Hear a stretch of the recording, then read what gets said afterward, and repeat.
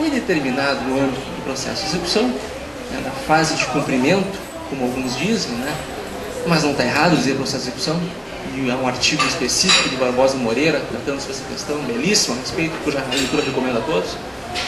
No âmbito desse processo foi determinada a penhora de uma quantia razoavelmente elevada.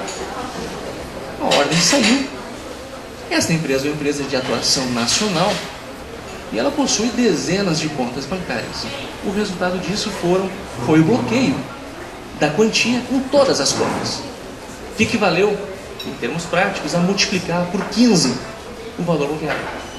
Imagine se estivermos lidando, por exemplo, com R$1,5 milhão, R$2 milhões, nós teríamos aí, de uma hora para outra, bloqueados R$30 milhões. Imagine vocês como uma empresa poderia resolver esse problema. Ela tem um fluxo de caixa que precisa ser observado, ela possui toda uma previsão de pagamentos e assim por diante. Quer dizer, o que eu quero dizer com tudo isso? É que as reformas que vêm sendo feitas, embora muito bem intencionadas, muito bem pensadas quanto às suas finalidades, na prática, resultados positivos muito pouco trouxeram. E é nesse contexto que se inserem essas duas sobre as quais eu gostaria de fazer alguns comentários, né? Que foi produzida pela Lei 11.418 e pela Lei 11.672, que tratam do sobrestamento dos chamados recursos repetitivos. Para aqueles que não estão familiarizados com a matéria, hoje é possível aos tribunais, seja eles por iniciativa dos próprios presidentes dos tribunais ou então por iniciativa dos próprios tribunais superiores, o sobrestamento de processos, de recursos de natureza extraordinária, sejam propriamente dito ou especial, quando se constata que estes recursos trazem ou envolvem as mesmas questões de direito. Quer dizer, tanto o Tribunal Superior ou o Supremo Tribunal, no âmbito de suas respectivas competências, funcional e infraconstitucional, podem, por iniciativa sua, constatando a existência de recursos envolvendo a mesma matéria, do ponto de vista jurídico, solicitar, na verdade, determinar que os tribunais de origem suspendam a tramitação dos recursos envolvendo a mesma matéria. Iniciativa essa que pode também ser adotada pelos tribunais e não pelo Tribunal Superior. O primeiro problema que eu me deparo aqui, e que a doutrina também vem salientando, que é aquele da identificação da tal questão repetitiva. O direito brasileiro, sabemos nós, é um direito de natureza eminentemente legislado.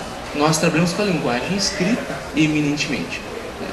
Quando falamos de mesma questão jurídica ou mesma controvérsia, eu já me deparo aqui com um problema altamente complexo, que é o de identificar quando dois processos podem ser considerados como possuindo ou como estando assentados sobre a mesma questão jurídica. Ora, direito é linguagem, direito é dialética, direito é hermenêutica. O significado das normas não é dado como uma norma, como uma lei da natureza ou coisa parecida. Nós construímos o sentido das regras jurídicas a partir de um trabalho hermenêutico. Quer dizer, nós olhamos a lei, olhamos, enfim, aquilo que nela está escrito e a partir disso, então, começamos a construir o sentido dessas normas. Para mim, aqui já temos um problema, que é o de identificar, portanto, essas questões repetitivas. Como dizer que um determinado recurso extraordinário, envolvendo, por exemplo, um princípio constitucional, uma norma constitucional, incerta lá no artigo 5º, ou então, descendo no âmbito da legislação infraconstitucional, como dizer que um determinado princípio infraconstitucional, ou uma norma infraconstitucional de conteúdo mais amplo, é o mesmo que está sendo discutido em outro recurso. Há um problema, portanto, aqui. Mas ainda que a gente consiga superar este problema, eu me deparo com alguns outros problemas que decorrem lá do artigo 543b e c, que são os artigos que foram alterados dessas duas respectivas leis e que tratam justamente do sobrestamento dos recursos de natureza extraordinária, especial e extraordinário quantitativo. Vários problemas existem, na verdade, ali. Um deles é o seguinte: processo civil brasileiro, sabemos nós, é um processo civil que se pretende, ou que deve se pretender, segundo a melhor doutrina, como um processo civil eminentemente constitucionalizado. Um processo civil que deve obedecer à Constituição Federal. E isso importa, dentre outras coisas, respeito às competências. Por exemplo, as competências reservadas pela Constituição para cada um dos órgãos que compõem o Poder Judiciário. Ora, sabemos nós que a avaliação, o exame de uma questão constitucional está reservado ao STF, assim como o exame de uma questão infraconstitucional está reservado ao STJ. A esses dois órgãos, no âmbito de suas respectivas competências, cabe avaliar se uma determinada aplicação da lei por algum órgão jurisdicional inferior, um tribunal, se deu da melhor forma ou não. Ora, o artigo 543, tanto B quanto C, permitem, em certa medida, que, uma vez existindo decisão das Cortes Superiores, seja o STJ, seja o STF, que o tribunal de origem, que está lá com aqueles recursos todos sobrestados, guardados numa sala, né, que o tribunal de origem decida a sorte desses recursos, inclusive no que diz respeito ao seu mérito. Quer dizer, não é que um pouco, por exemplo, o STF, o STJ, analisando determinada questão jurídica, no âmbito de um conjunto de recursos repetitivos, entende que tal ou qual interpretação deve ser dada, o tribunal de origem, que está lá com seus recursos todos sobrestados, fará, por intermédio do seu presidente, a análise, inclusive, do mérito. Ora, quem compete analisar a negativa de vigência à lei federal? A quem compete dizer, ao final das contas, onde está, se houve ou não, violação por ocasião da aplicação da legislação infraconstitucional? Ao STJ. E não ao tribunal de origem. Eu cito pelo menos um doutrinador que sustenta isso. Cássio Scarpinella Bueno, no seu curso de Direito Processual Civil.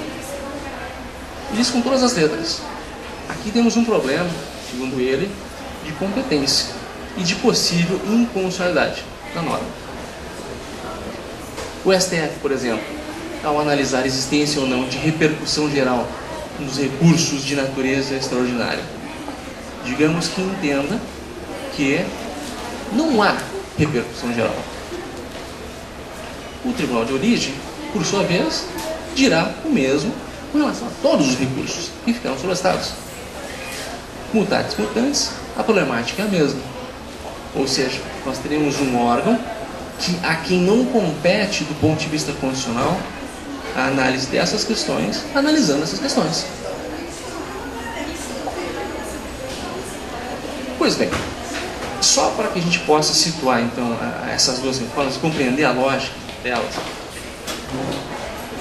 no universo de recursos repetitivos, tanto o Tribunal Superior quanto a presidência do Tribunal de Origem, então, pode identificar a repetição dessas questões, selecionar processo nesse sentido, remeter ao Tribunal Superior, para que, então, essa questão seja analisada. Se o Tribunal Superior entender, no caso do STJ, por resolver a questão neste ou naquele sentido, o Tribunal de Origem, analisando estes mesmos recursos, dirá: não, eles devem prosseguir, porque eu mantenho a minha decisão.